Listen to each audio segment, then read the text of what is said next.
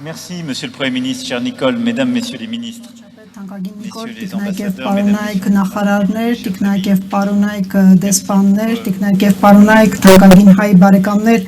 Շնորհակալություն Տանկագին Նիկոլ, այն ջերմ ընդունելության համար, որ դուք ցուցաբերել եք ինձ եւ այս իմ պատվիրակության այս պետական այցի շրջանակներում։ Դուք գիտեք, Ֆրանսիայի եւ Հայաստանի միջև բարեկամությունը ձևավորվել է ընդհանուր պատմության եւ անսասան եղբայրության հիմքում եւ այս հարաբերությունները այժմ նոր շրջադարձ են ապրում այս պետական այցի շրջանակում։ Իմ վերջին 18 թվականին Երևան կատարած այցից ի վեր Հայաստանն անցել է նշանակալի ճանապարհ։ Հայաստանն անցել է պատերազմի միջով, այնուհետև հաստատել է խաղաղություն, այնուհետև բարգավաճություն, ես հիշեցրեցի այդ մասին, Հայաստանի հնայի միջին տարեկան աճը կազմել է գրեթե 6% վերջին տարիներին, եւ մենք տեսնում ենք, թե ինչքան կան սպասելիքներ, խոստումներ։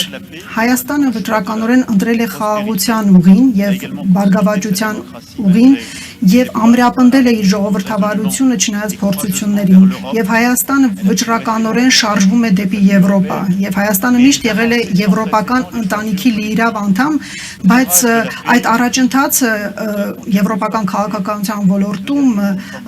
կարելի ասել ակնհայտ է ինձ համար այս վերջին 2 օրերին եւ այս ամենը 8 տարի առաջ հնարավոր չէր պատկերացնել, այսինքն կազմակերպել եվրոպական քաղաքական համայնքի հանդիպում Երևանում, կազմակերպել Եվրոմիություն եւ Հայաստան գագաթնաժողով Երևանում հնարավոր չէր պատկերացնել։ Այսօր մեր երկու երկրների միջև Հայաստանի եւ նաեւ Եվրոմիության միջև հարաբերությունների հիմքում ընկած է ներուժի զարգացումը։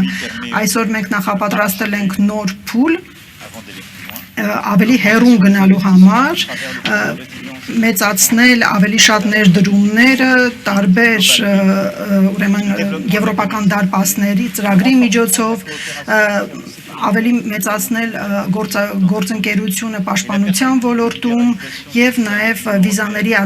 ազատականությունը Եվրոմիության հետ։ Սրանք այն ծրագրերն են, որոնք կարող են ամրապնդել իրավական պետությունը եւ ավելի մերձեցնել մեր երկրները։ Սրանք կարևոր փուլեր են այս ճանապարհի վրա եւ վերջին օրերին մենք դրանք ավելի ամրապնդեցինք։ Վերջին 8 տարիների ընթացքում երկկողմ հարաբերությունները նույնպես զգալի առաջընթաց են ապրել եւ այն համաձայնագրերը, որոնք մենք այսօր ստորագրեցինք, ապացուցում են դրանց բազմազանությունը։ Այս համերաշխությունը նույնպես ավելի առարկայական է դարձել տարիների ընթացքում։ Այս համերաշխությունը հիշում եք 88 թվականի երկրաշարժի ժամանակ, ինչպես նաեւ 2020 թվականին բնակչությանը, տեղահանված բնակչությանը աջակցելու գործում մասնավորապես 32 միլիոն եվրոյի մարդասիրական օգնության միջոցով։ Ցանկանում եմ շնորհակալություն հայտնել քաղաքացիական հասարակությանը, որոնք համախմբվեցին արտգործնախարարության շուրջ։ Նաև տնտեսական հիմքի վրա է ընդլայնվում մեր հարաբերությունները։ Այդ դուք հիշատակեցիք կապակցվածության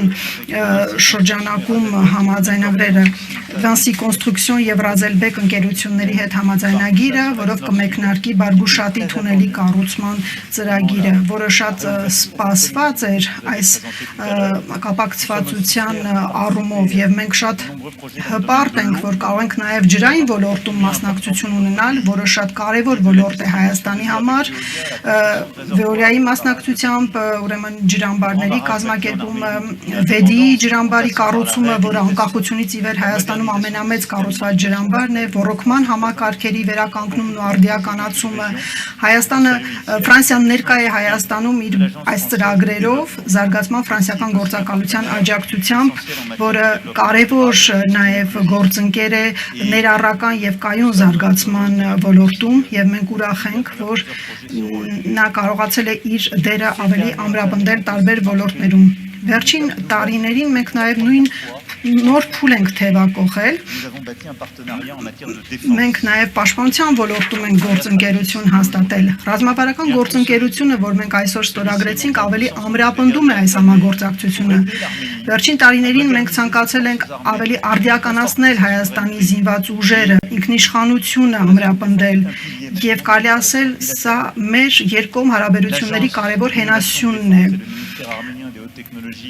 ԲՏԱ նախարարությունը հենց նոր ստորագրեց նաև պաշտպանական նորարարության հարցերով գործակալության հետ համաձայնագիր, որը թույլ կտա նոր ուղղություններ բացել այս ոլորտում։ Մեր գործընկերությունը հիմնված է նաև կրթության, գիտության, մշակույթի, ժառանգության ոլորտներում, երիտասարդության նաև ոլորտներում ձևավորված բազմաբնույթ կապերի վրա։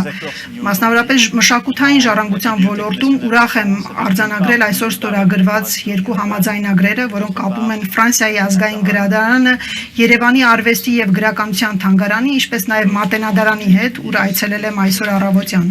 Չեմ կարող չնշել նաև Հայաստանում ֆրանսիական համալսարանը, որպես բարձրակարգ հաստատություն խորհրդանշական ձեռքբերում, որն ունի այսօր 2300 ուսանող, բակալավրիատից մինչև դոկտորանտուրա եւ ավելի քան 3600 շրջանավարտ։ Ռազմավարական գործընկերությունը համախմբում է նաև տեղական ինքնակառավարման մարմինների եւ քաղաքացիական հասարակության կազմակերպությունների գործունեությունը,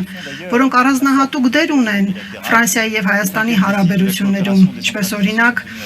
Գորիսում անցկացված ապակենտրոնացված համագործակցության 5-րդ համաժողովը։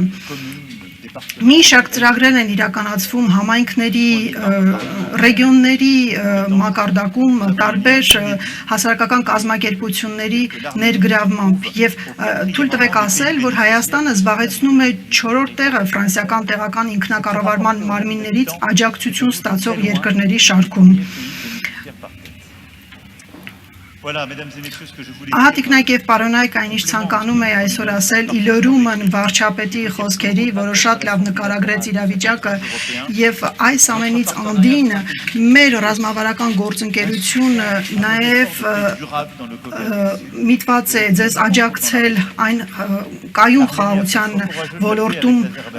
որի համար դուք խիզախ որոշում եք կայացրել։ Մենք ցանկանում ենք եւ հաստատակամ ենք ձեզ ուղեկցել։ Ես ցանկանում եմ ողջունել նաև Հայաստանի եւ Ադրբեջանի միջև ապրանքաշրջանառության ոլորտում ուրեմն որոշ առաջընթացները եւ այս ամենը գալիս է ավելի զարգացնելու այն օրագարկը, որի շուրջ մենք քիչ առաջ խոսեցինք։ Հարգելի պարոն վարչապետ, եւս մեկ անգամ ուզում եմ իմ երախտագիտության խոսքը հայտնել ձեզ մեր աջակցությունը